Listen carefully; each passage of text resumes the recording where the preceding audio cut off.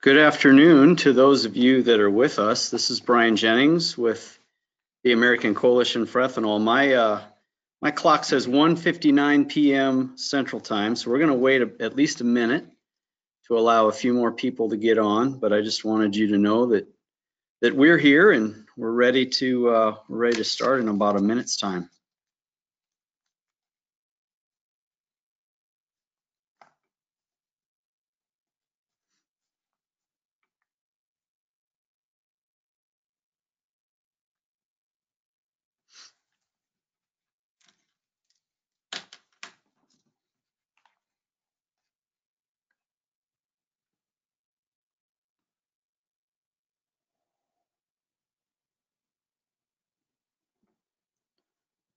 All right, my clock says 2 o'clock. So I know we'll have a few more people join us, but I think we will begin.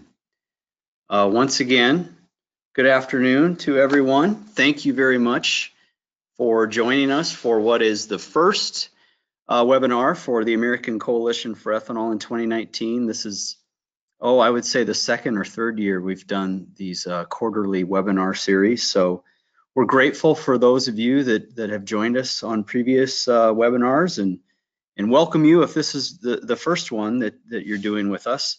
Joining me today for the webinar are two friends and colleagues of mine.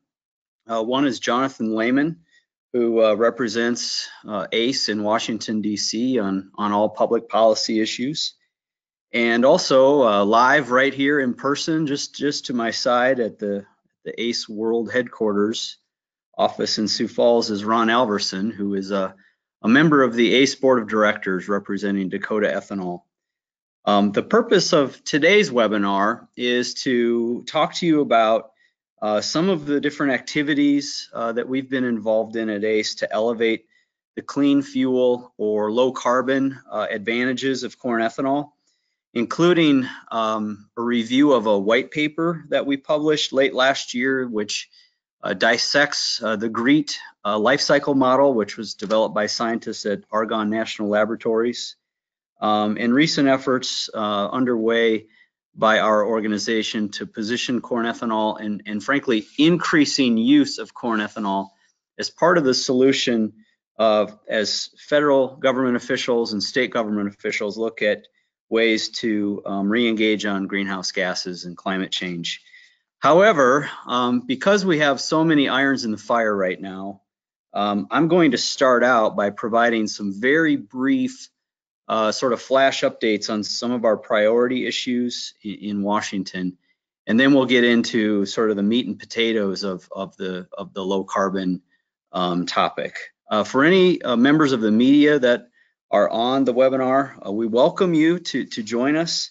However, the information that I share or that we share today cannot be published unless we're given the right to edit it before publication. So if you have any questions about that, feel free to just reach out to me directly or to our communications director, Katie Fletcher, and we can have that discussion. The first thing I want to talk about briefly is the fact that Mr. Andy Wheeler is not yet up for a vote in the United States Senate in terms of his confirmation to become the administrator of EPA. The majority leader of the Senate, Mitch McConnell, filed cloture on his vote right before they departed for a recent recess. It is every expectation that Wheeler will come up for a vote late this week. It's possible that that could spill into early next week. ACE has really tried to leverage, help senators, I should say, leverage their confirmation vote to highlight a couple of key issues that we feel need to be remedied before folks would vote on Mr. Wheeler. One, making sure this RVP rule is out for public comment, and we have the assurances from the agency that that rule gets done on time by June 1st. And two, a remedy to the disastrous small refinery exemption policy that EPA has employed the last couple of years. I would say we were marginally successful in trying to get senators to leverage their vote. A lot of our champions, I think, are going to end up voting for him. before we have resolution on those two issues. But hey, we tried, and you know, we do think that Mr. Wheeler will bring a different frame of mind to the agency. He's got a lot more respect for the law than his predecessor did. But that's sort of the status update on Mr. Wheeler. Jonathan, I know you're on the line. Do you, before I move on to the next slide, anything you want to add about Andy Wheeler? Yeah, just, you know, Senator Cruz and others, you know, before McConnell filed cloture on the nomination, had sent him a letter asking about RIN prices and what he was going to do to try to drive down RIN prices. And they were hoping for a response by Wheeler as of last Friday. We haven't seen any public response to that, you know, kind of conversation, but just as we are leveraging or asking our members to leverage Wheeler's nomination on assurances for the RFS, the oil side is as well. So we're just paying attention to what promises may or may not be made public before his vote occurs, and how that impacts our advocacy at EPA on these issues. Excellent point. Thanks for adding that. The next topic to briefly touch upon is the fact that it is already February 26th, and the E15 rule has not yet been published for comment. In fact, there aren't even a whole lot of smoke signals coming from EPA. So while the expectation and the promise was that EPA would put that rule out for public comment in February, we've got only a couple days for them to do it. It's likely that they won't release it before Mr. Wheeler is confirmed. What concerns us is what has concerned us since October 9th, when the president made this promise in Council Bluffs, is that the clock is ticking, and we're at the stage where we're at fewer than 100 days between now and June 1st. This is a substantial rulemaking, and it will take a lot of EPA's time, in part because they insist upon including with this rule possible reforms to who can possess RINs, how long the RINs can be possessed, some reporting mechanisms around RINs, all at the behest of merchant refiners. Those RIN reform ideas that EPA will couple to the E15 rulemaking creates a lot of controversy within the refining industry. In fact, just today, the American Petroleum Institute came out and said that they don't like any of the RIN reforms that EPA is considering. And of course, they just want the RFS to go away. But it's just to say that E15 by itself would be a pretty heavy lift for EPA to get done in less than 100 days. When you attach something as controversial as RIN reform to it, it concerns us. And that's why we've continued to lean on senators, to lean on the White House and EPA to get this rule done in a legally defensible way and to get it done on time. And we're going to have to continue to work on that. Jonathan, anything you want to add to this before I move to the next topic? No, just the other point being that Wheeler is taking direction from the White House on this front. He has said, when pressed on, you know, kind of separating them, that the president wanted them tied together as part of a deal, and he doesn't feel like he's got the authority to make them separate unless the White House says that they can, and no indication is they're willing to separate them at this point. Thank you. As always, there are topics and issues surrounding the RFS that are demanding our attention. A couple of those that I want to share with you briefly today are, of course, the small refinery exemptions from the 2016 and 2017 calendar years. ACE is engaged in litigation on a couple of fronts. We've joined RFA and the corn growers and others to sue on 3 specific small refinery exemptions in the 10th Circuit. The status on that is that we're sort of in that period of time where the lawyers representing different parties are filing briefs and sort of response briefs. The government shutdown impacted the schedule for getting to oral arguments, unfortunately, with this. Right now, where we are is that the court has given EPA a little more time to file their response to our initial brief. Then the 2 refiners that own the 3 refineries that we're challenging, CVR and Holly Frontier, both get an opportunity to file their briefs. That will occur sometime in April. And that's just a long way of saying we probably won't be in court with oral arguments on this litigation until sometime in late spring or early summer. The other litigation front that we are addressing is sort of summarized by the need to reallocate these waived gallons. As everyone knows, I think on the webinar, EPA has granted these exemptions, allowed for a proliferation of RINs on the market, but not reallocated any of the gallons to the rest of the refiners. So what we've done there is in the DC circuit, we have filed a petition with EPA. That was way back in June of last year to reconsider the way they calculate the RVOs so they account for the small refinery exemptions. We simultaneously, to protect our claims in court, filed a petition for review with the DC circuit. In December, EPA indicated that our petition is under review. And so we're sort of waiting for a response from them. If we feel like we don't get a timely response, we can always ask the DC circuit to lift the stay on our court proceedings and move forward there. The other topic related to the RFS to be on the lookout for in 2019 is the fact that very soon, it could be in the next few weeks, EPA is expected to release a rule that will reset the volumes for calendar years 2020 through 2022 based on the fact that the reset volumes have been triggered. A couple of key things that we are working on relative to this issue. Number one, we are going to press very hard for our reallocation of those small refinery exemptions within the comment period on this reset rule. Number two, you may recall during the Obama administration, EPA reduced the RFS based on the bogus blend wall argument. We sued EPA, we won in court.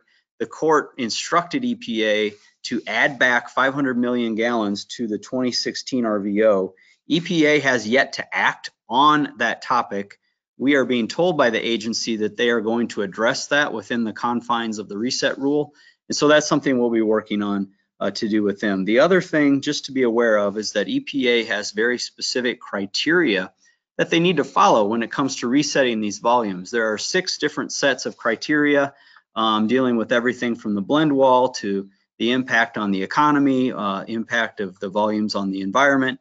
And we'll be engaged in that process and trying to make sure EPA does the right thing. Jonathan, anything you want to add on these topics? Yeah, just on that last point, if we go back, from a precedent standpoint, when then Governor Perry in Texas had petitioned for a waiver of the RFS based on severe economic harm in the early 2000s, USDA did a significant amount of economic analysis to show that the RFS by itself wasn't having an impact, and that, kind of looking at it from the rural economy and what the RFS meant.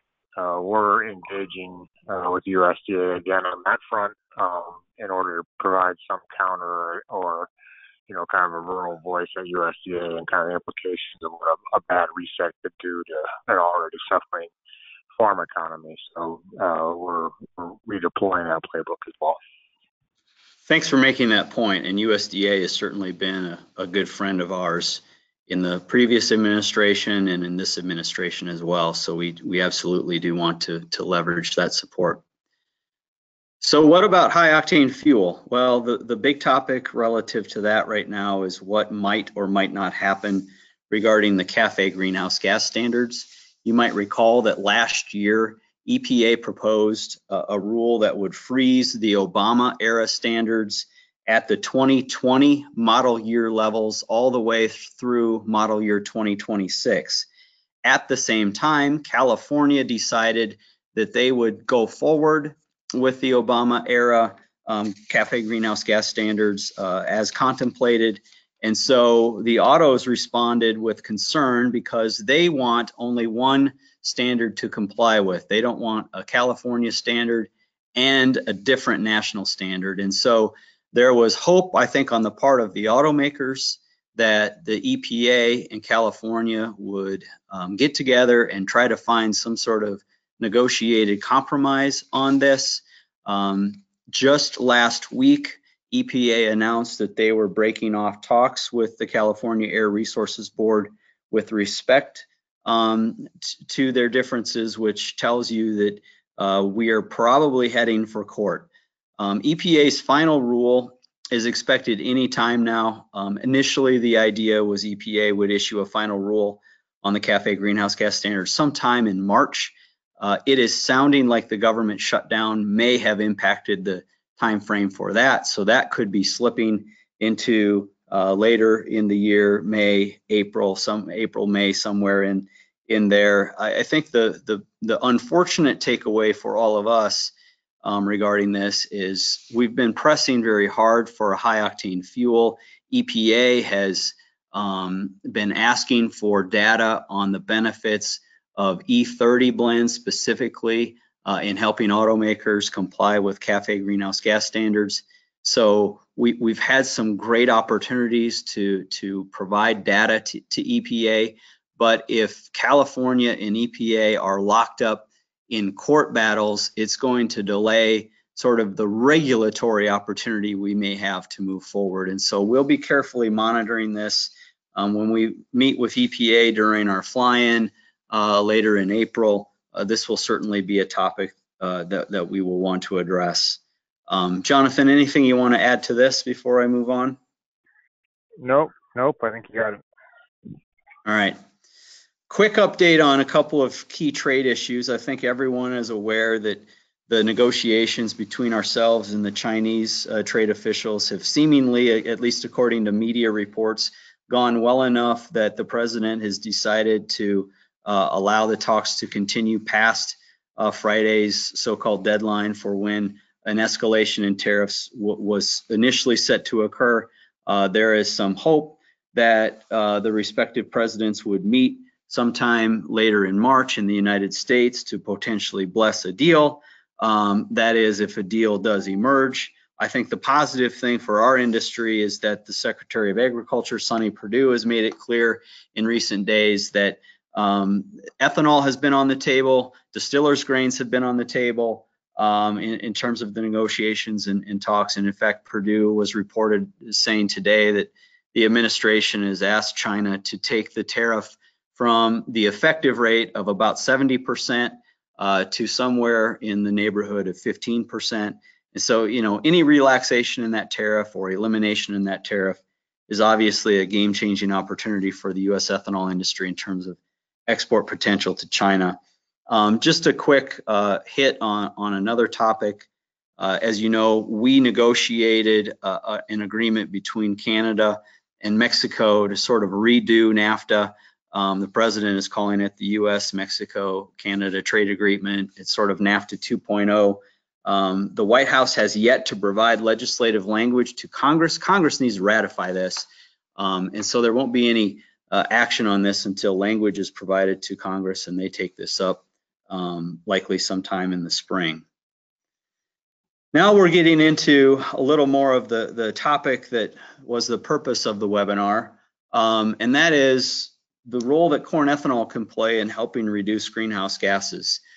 One of the things going on, obviously, right now with the new Congress is that with the Democratic takeover in the House, they are making some aggressive moves to sort of re-engage on the climate issue. And it is every intention of ACE to be proactive in those discussions. And that doesn't mean, I want to make this really clear, this doesn't mean that we're going to try to breathe life into the Green New Deal, but it does mean we want to work very constructively to position increasing ethanol use as part of the solution to reduce greenhouse gases. And part of this is simply trying to learn from the mistakes of the past. If we don't affirmatively position agriculture, corn ethanol as part of the solution to reducing greenhouse gases, we risk repeating the mistake of the 2008, 2009 climate discussion in Congress, where we largely stood on the sidelines and crossed our arms and said, no thanks, we've got the RFS, we don't need to be talking with you. The void was filled by the sort of the left flank, if you will, and they framed agriculture and biofuels as part of the climate problem. we're still licking our wounds from that activity, and that's something we simply do not want to repeat. The other truth is we frankly have a fantastic story to tell, and we ought to be going on offense and be very proactive about the low carbon clean fuel benefits of corn ethanol. And one of the tools we've used to really engage on this topic, whether it's scientists, whether it's CARB, whether it's the folks that developed the GREET model at the Department of Energy, or Congress, is a white paper that we published last year, primarily written by Ron, who's a former president of our board and really worked very hard on these issues. We've long believed that corn ethanol does a better job of reducing greenhouse gases than it gets credit for. Ron has done a ton of research on this, and we sort of worked with him to develop this white paper that says, yes, the GREET life cycle model developed by the scientists at Argonne is the gold standard when it comes to determining the life cycle carbon footprint of various fuels, but even GREET shortchanges corn ethanol in a few key areas, and there are some updates that we think need to be made. We've shared the white paper with Michael Wong, who's the primary author of the GREET model at the Department of Energy, and his team at Argonne. He's engaged Ron and ourselves on some of the contents of our white paper. And at the end of the day, we're really trying to make the scientific case that policymakers need to look at increasing the use and reliance on corn ethanol to help address climate issues and reduce greenhouse gases. So before Ron goes into the meat and potatoes of this, I just want to highlight 4 of the recommendations that we make in our white paper, and then I'll turn it over to Ron. The first one deals with the impact of soil carbon.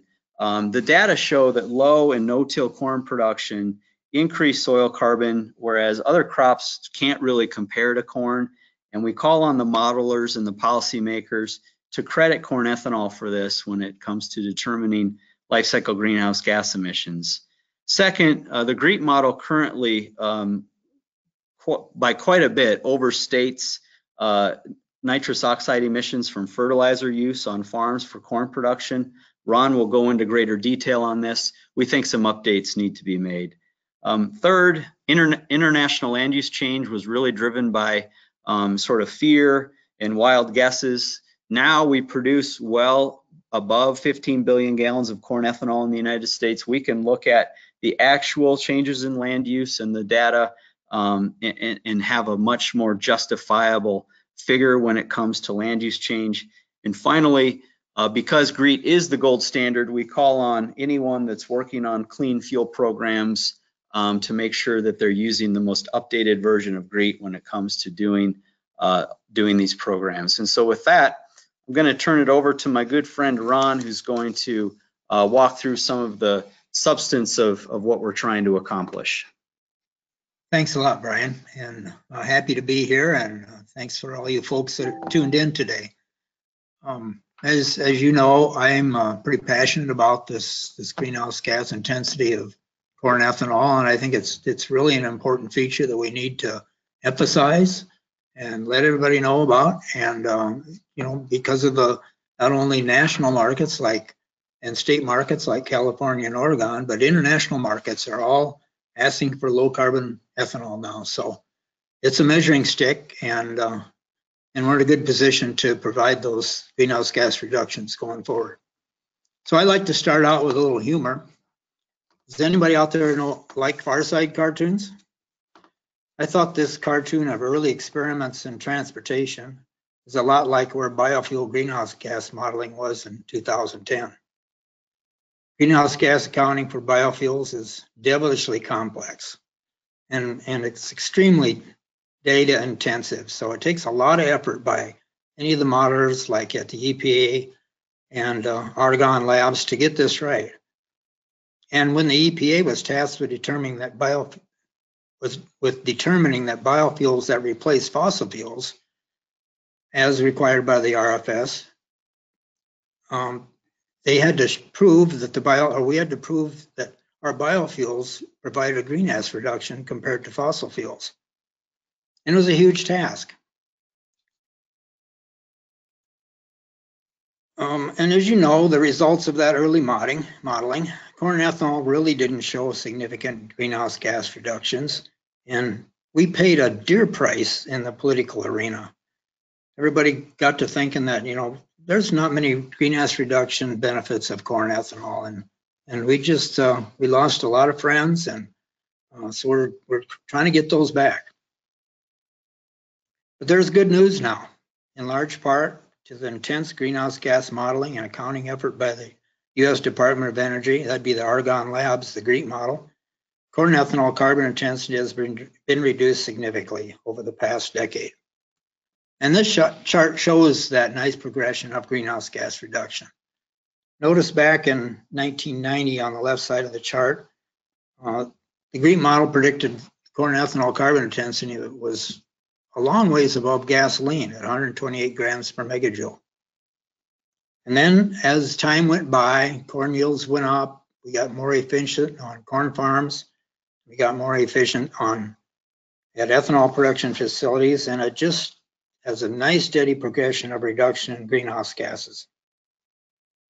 And also notice that clear on the right side of the chart, in 2022, this was some modeling done by the USDA and ICF.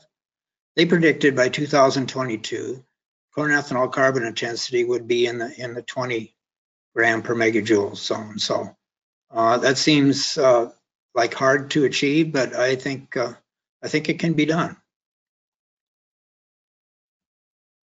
Okay, here are the details of corn ethanol's carbon intensity or greenhouse gases. You can see several categories here: diesel, gas, propane, and during corn farms. On the left side of the chart is all the corn production emission points, the first 8 or 9 bars there. And kind of in the middle to the right side of the chart is the bars for greenhouse gas emissions at ethanol plants.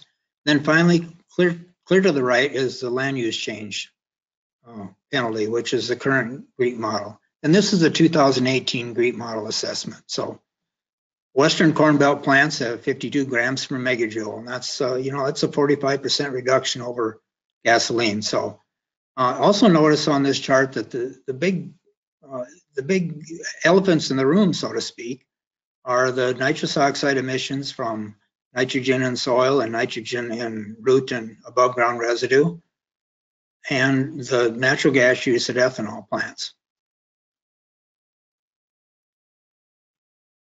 Okay, I'd like to show and this is meant to show the effects of what farmers can do on their corn farms just by changing fuels to reduce the greenhouse gas intensity.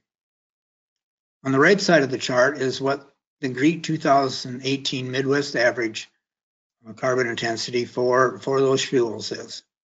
And you can see they predict that most corn farms use 4.85 gallons of diesel fuel and 1.85 gallons of gasoline and 34 cubic feet of natural gas and propane and electricity, so on and so forth.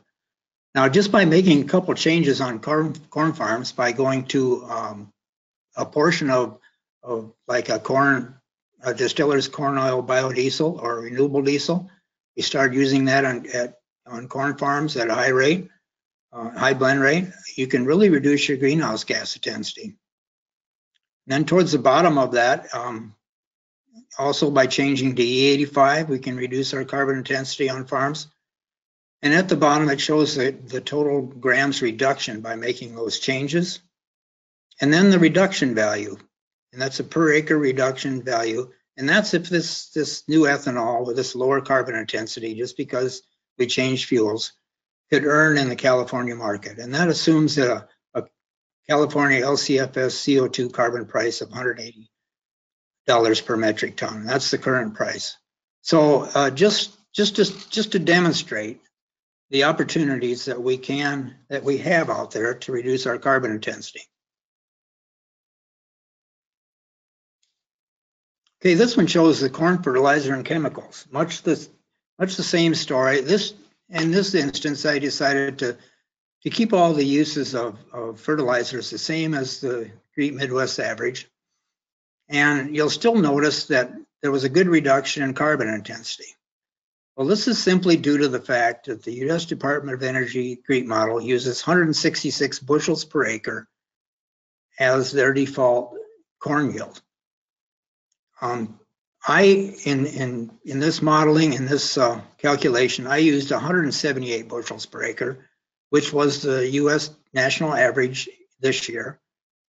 And so just the fact that we're growing more per acre, and that's in turn reducing all those fuels and inputs that stay the same, that are based on maybe more on surface area rather than other metrics, we'll continue to reduce greenhouse gases just because we're growing more yield per acre.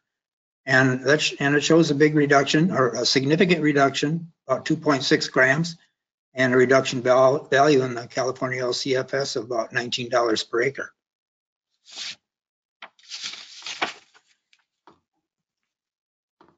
Okay, fuels used to transport corn. I'm going to skip ahead one slide here. The U.S. Department of Energy determined in the GREET model that, and they did this modeling and collected this data way back in the mid-2000s, that the average distance from a corn storage site to an ethanol plant was 40 miles. So that would make the average 40 miles, and that would make an 80-mile radius circle from which that ethanol plant would draw its corn. So this is an 80-mile radius circle in Iowa, and you can see there's literally a couple dozen ethanol plants in that. So that factor that they used back then is way overstated. And recently there's the USDA came out with a new report that said the average corn transportation distance from corn storage facilities to ethanol plants is now it's less than 20 miles. So I stuck that number in this calculator above, back to that now, and it reduces the carbon intensity significantly, and is worth about $7 per acre. So we've notified the Department of Energy, the GREET model guys, that of this new report, and they're I think it's likely they'll incorporate that into their 2019 model, this new data.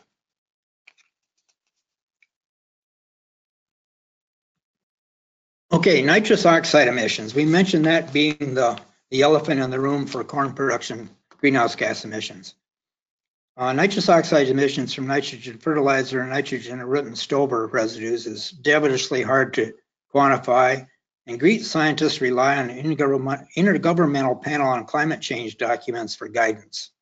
So it's strictly modeling. They really aren't measuring or using USDA data to determine this. And there are many factors that impact N2O emission calculations. There are direct and indirect N2O emissions, and 3 factors for each of these 2 categories.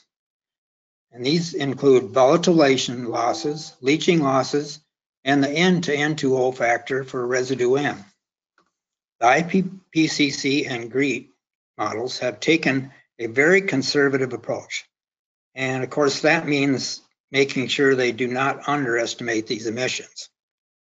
So, but this penalizes corn ethanol for high N2O emissions and really kind of ignores the science. I've stuck in some what I think to be reasonable assumptions based on the new science in this calculator, and it shows a really, really significant reduction in nitrous oxide emissions.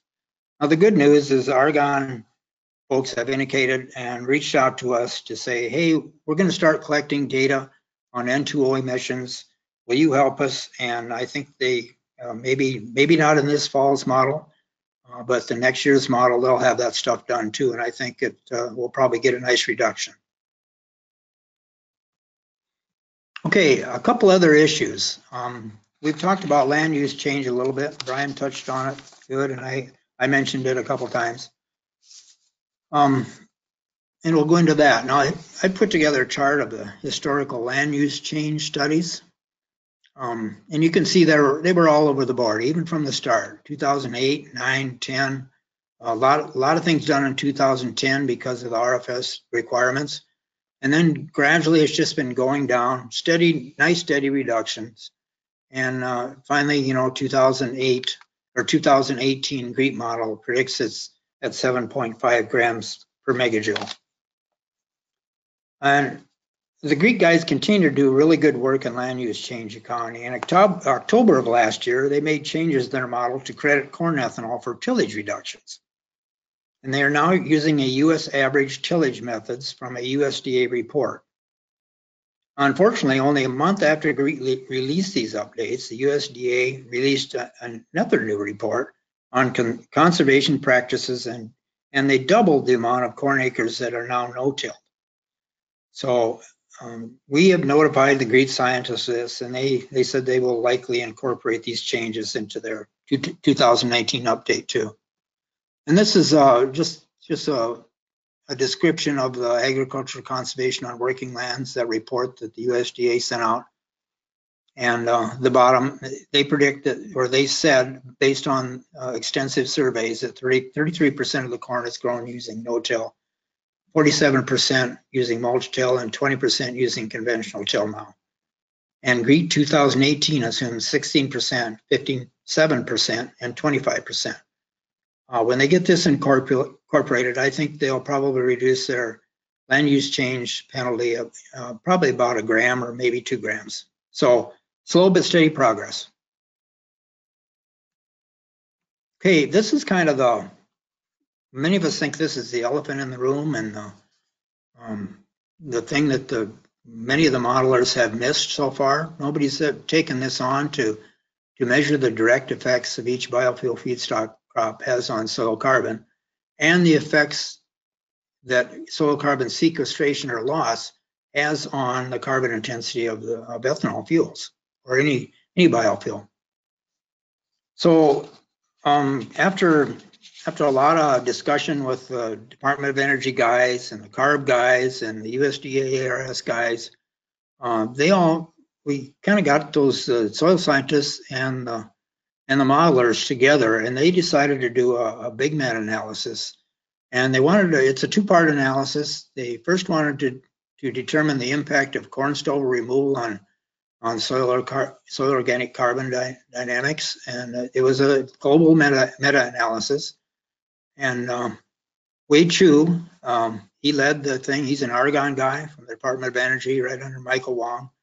And you can see that Heidi Sieverding and Ho Young Kwan and David Clay, Catherine Stewart, Jane Johnson, Zhang-Kai Kin, Doug Carlin, and Michael Wong all participated. So, and they did an extensive review of the literature and found 82 unique experiment sites and 434 paired-wise observations. And those were all compared to no stover removal.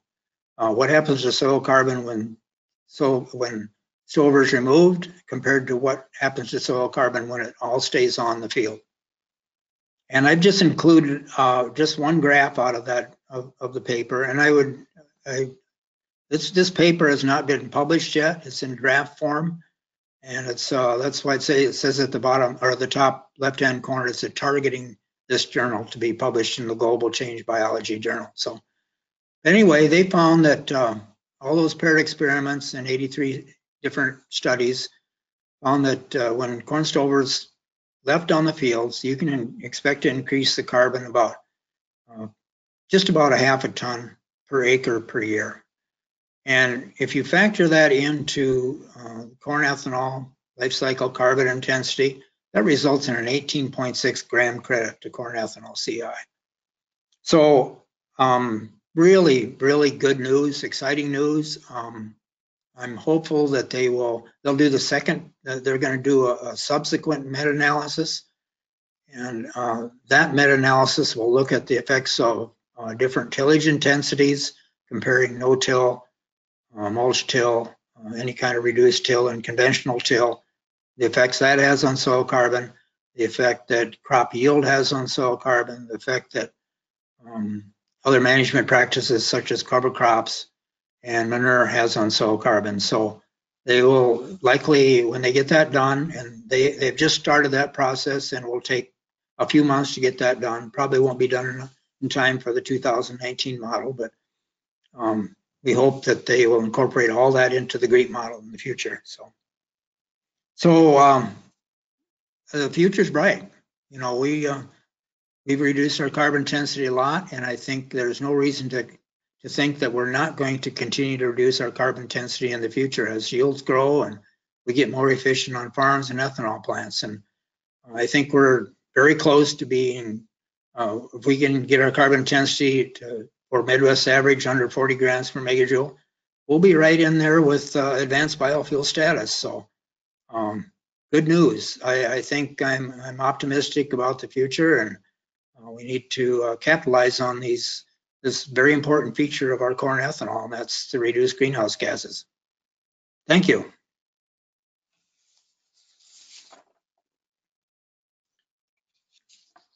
Oh, I'm sorry, I had one more slide. And this is just kind of a best case scenario. It shows a reduced yield corn grown in the Western Corn Belt at a very efficient ethanol plant. And it's got a 21 gram per megajoule carbon intensity, so well below advanced biofuel status. Thank you. Outstanding job. Thank you so much, Ron. Appreciate the passion that you put into this, but also the depth of knowledge that you have on this topic. It shows, and we've certainly benefited from it, and I think the industry will benefit from it.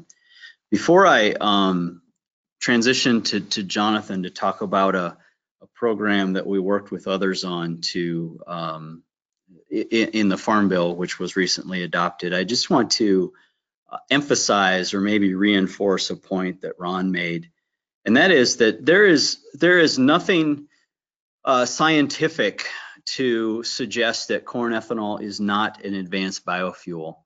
The limitation, the statutory limitation within the renewable fuel standard that says cornstarch cannot qualify as an advanced biofuel is a political statement. It's a political decision based upon sort of rash judgment. And as we were indicating earlier, now that we have indeed produced in excess of 15 billion gallons of ethanol from corn in the United States, we have the land use, the actual land use changes or lack thereof with which to measure. ACE feels very strongly that we've got to go on offense with the data, which is on our side, and make the case that corn ethanol is absolutely an advanced biofuel. And so that's something we're going to be pressing hard on. We know we can't do these activities alone, however. We need partners, we need different organizations to collaborate with. And with that, I'm gonna turn it over to Jonathan to talk to you about a program that we helped insert in the Farm Bill, working with others to sort of help build the case. So Jonathan, go ahead. Great. Thanks, Brian. You know, we've been kind of starting with the white paper that kind of Ron walked through today, our work building kind of coalitions back with the environmental community and environmental, kind of oriented businesses, really trying to kind of build a broad coalition both at a state level and kind of a national level for working ways to enhance carbon sequestration, better understand the science, and rebuild, kind of political will to, kind of further biofuels in the future. One of those things that we've been kind of collaborating on the last couple of years is working with a group called Environmental Entrepreneurs, which is a business-oriented group who are looking at, kind of climate, carbon, et cetera, from a business perspective, and how to, kind of make going operations. NRDC, the corn growers, farmers union, and a few others with regard to a conversation about soil health and really trying to, further put a stamp on the data that Ron talked with you about today, and building a program within USDA and the NRCS to look at a standpoint of what sequestration is happening based upon crop type, soil type, and kind of agricultural practices.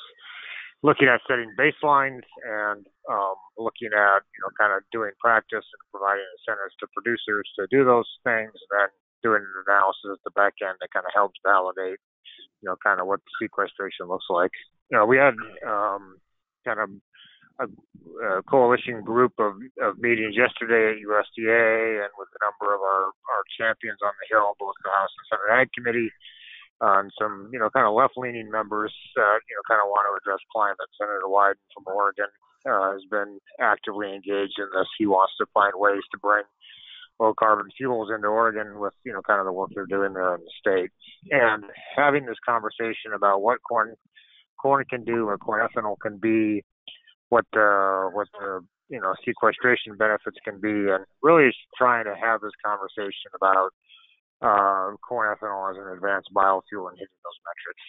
So, we've been, as Brian said at the beginning of this conversation, trying to engage constructively to rebuild what was lost in 2008, 2009 with regard to the cap and trade conversation, and put ourselves into a good posture with regard to engaging constructively and in a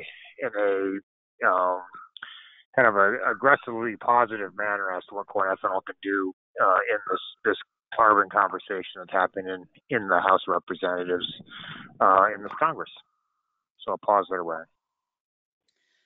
Excellent. Thank you for adding that, Jonathan. I think we only have one slide left. There was another point I wanted to make, however, before we go to that last slide and then take your questions, and that is, if you haven't taken the opportunity to read the white paper that was written mostly by Ron with quite a bit of help from Jonathan, and Shannon and I just had a little role in it, I would encourage you to do so. It's on the ACE website, so you can find it there. We can send it to you if you have any questions. It includes, in addition to the dissection of the different factors that are plugged into the GREET life cycle model as done by Ron Alverson, and it includes a couple of case studies, one on an ethanol producer member of ours, Siouxland Ethanol based in Jackson, Nebraska, and it discusses how the leadership of Siouxland Ethanol has made some technology innovation changes at their plant that have helped them reduce the carbon intensity of their fuel in such a way that it pays a very nice premium to them to sell into the California low carbon fuel standard market. And so there's opportunities here for ethanol producers to benefit economically, which obviously has to be part of the equation if we're to move forward on these types of programs. There's a case study in the white paper featuring what Ron and his son Keith have done on the Alverson farm near Madison, South Dakota, with respect to reduced tillage and building carbon in the soil and some of the activities that they continue to do there.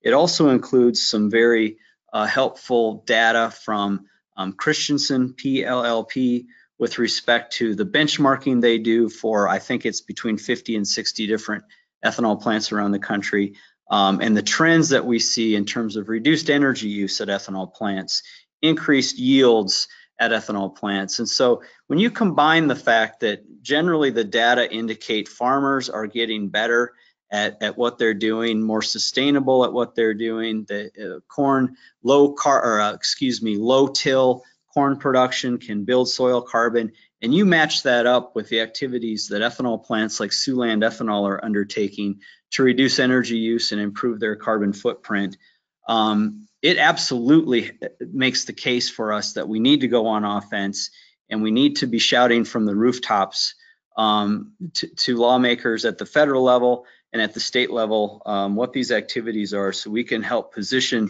agriculture and the ethanol industry to be, as I've said many times, part of the solution when it comes to reducing these greenhouse gases and getting economic value out of it. I mean, that's ultimately what is of great importance to us. And so that's what we will continue to do. The last slide, I'm going to turn it over to Shannon Gustafson, who I think many of you know, who is in charge of our conference and our fly-in, among other activities. And she's going to talk a little bit about the fly-in, and then we'll go to any questions that people have. So Shannon, take it away. Thanks, Brian. Yeah, while I do that, please feel free to type your questions into the question bar on your control panel, and we'll try to take as many as we can here at the end. Many of the topics discussed today will be the focus of our upcoming DC Fly-In and Government Affairs Summit coming up April 2nd and 3rd in Washington, DC. So we invite you to join us in this two-day event where you'll hear from members of the administration, meet with members of Congress and their staff on Capitol Hill, and participate in ACE's legislative strategy for 2019. You can register online for that at ethanol.org, or you can contact me directly. We also have sponsorships available for that event if you're interested in that. So please contact us with any questions you have, and we hope to see many of you in Washington, D.C. in April. Great, thank you, Shannon. So that concludes what we wanted to cover with you. As Shannon indicated, we will entertain your questions. Last time, I think I sort of fumbled the questions because I couldn't figure out how to read them, but I have the queue up and looking at me right now, so hopefully I'll be able to I still struggle with this. Hopefully we will be able to answer the questions that you have. All right, we have a question here. Ron, I might toss this to you. Nice webinar, thank you. What update can you provide on a potential Midwest low carbon fuel standard? Ron just hit me. How about we all attempt to give our own sort of answer to that? Does that make sense? I'll go first. Thank you for the question. ACE has had some quiet conversations with other groups that I would call more state-based groups or regional-based groups with respect to the idea of a Midwest clean fuel standard or a Midwest low carbon fuel standard. The conversations really started to pick up steam last year, and we are doing some modeling work right now to look at what sort of carbon reductions are possible in transportation fuel in Midwestern states? And number two, what sort of economic benefits and costs might come from a Midwest clean fuel standard? And we intend to take that modeling and analysis and use it throughout this year to help inform the deliberations we're having with groups like the Great Plains Institute of Minneapolis, Minnesota, with some corn grower states, several interests in the environmental side, and some companies and organizations working to promote electric vehicles. And the hope is that we're going to be able to develop some sort of a model clean fuel standard, a legislative proposal that could be taken up in a Midwestern state at some point in the future. And so those conversations are taking place. As you might imagine, it goes slower than maybe one would like, but we want to make sure we do the analysis and do this right. But we really think there's an opportunity, both politically and economically, to do something different from California in the Midwest that really harnesses some of the unique advantages that the Midwest has to offer when it comes to producing clean fuel. So Ron, I'll turn it over to you, and then Jonathan can clean up anything we said that we weren't supposed to. We'll let him go last. Okay, thanks, Brian. I think back to when we attended the soil carbon workshop at Sacramento and had the carb guys in and had soil scientists in and argon guys and all kinds of folks out there. And one of the carb guys pulled me aside and said, well, why don't you guys make your own darn low carbon fuel standard? And he said, the reason I say this is, we don't necessarily like that corn ethanol is the answer to our low carbon fuel standard in California. So we discriminate against you guys. And he said, we want to promote in-state low carbon fuels to the most extent possible. And if our entire standard is fixed by your corn ethanol, we end up shipping literally billions of dollars out of California to the Midwest. So it's not desirable politically for them in California, but it certainly would be desirable for us in the Midwest politically, I think. So that may be the best reason to do this. And obviously, I'll be a huge proponent of this. I think we have the opportunity to drive really nice conservation-minded changes on corn farms with incentives for producers to reduce their greenhouse gas intensity. So 2 thumbs up for me.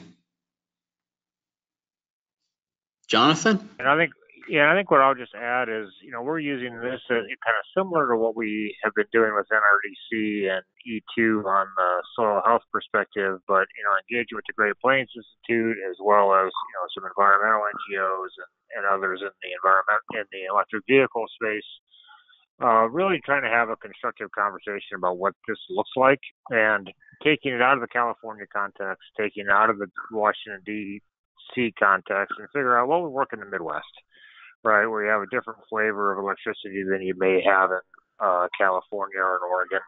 That's going to impact numbers a bit.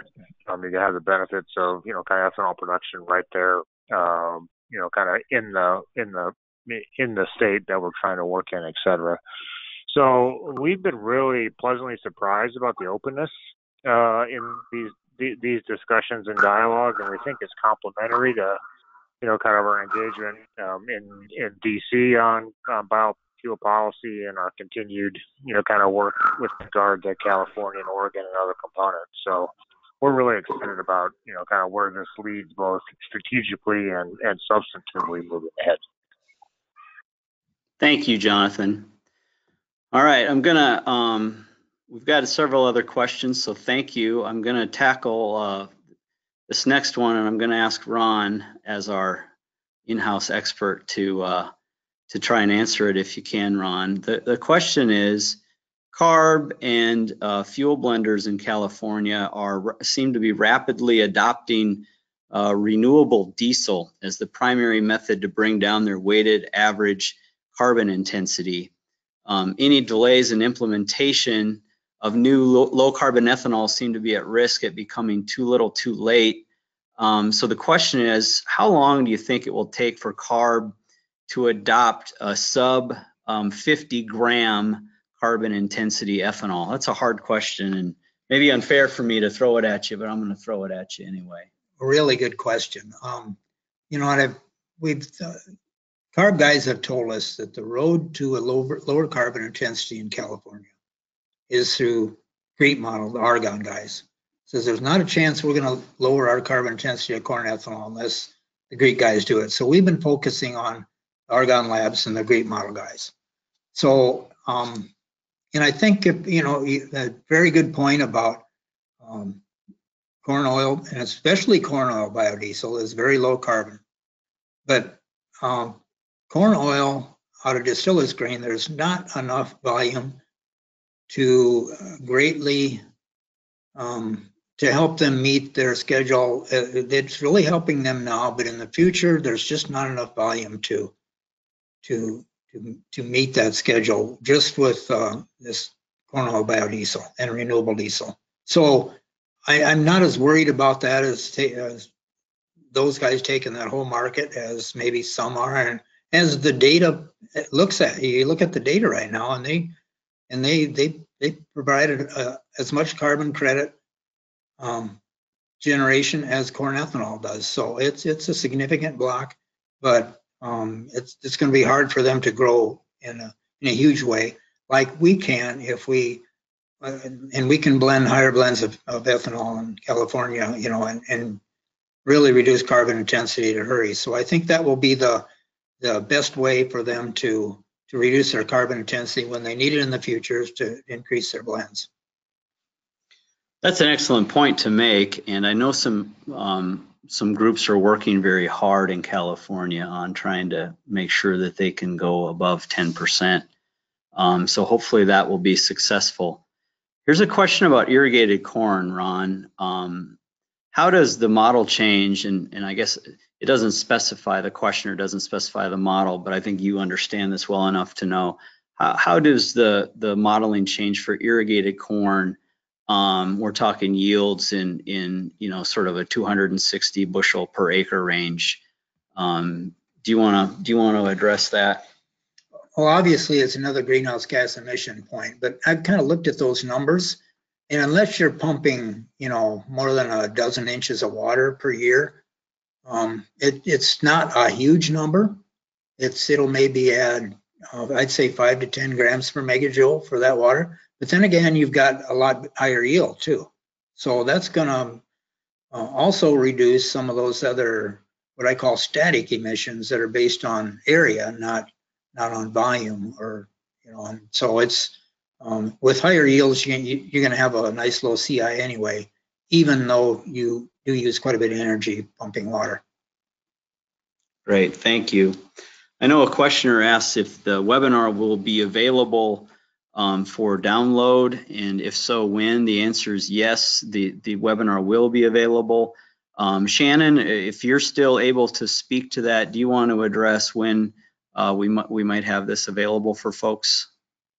You bet. I will have it posted later this afternoon. That will be on our YouTube channel as well as our website. Great, I appreciate that. Well, my clock says it's 3 o'clock Central Time. I know there were a few other questions, so if we can answer those offline, we will certainly try to.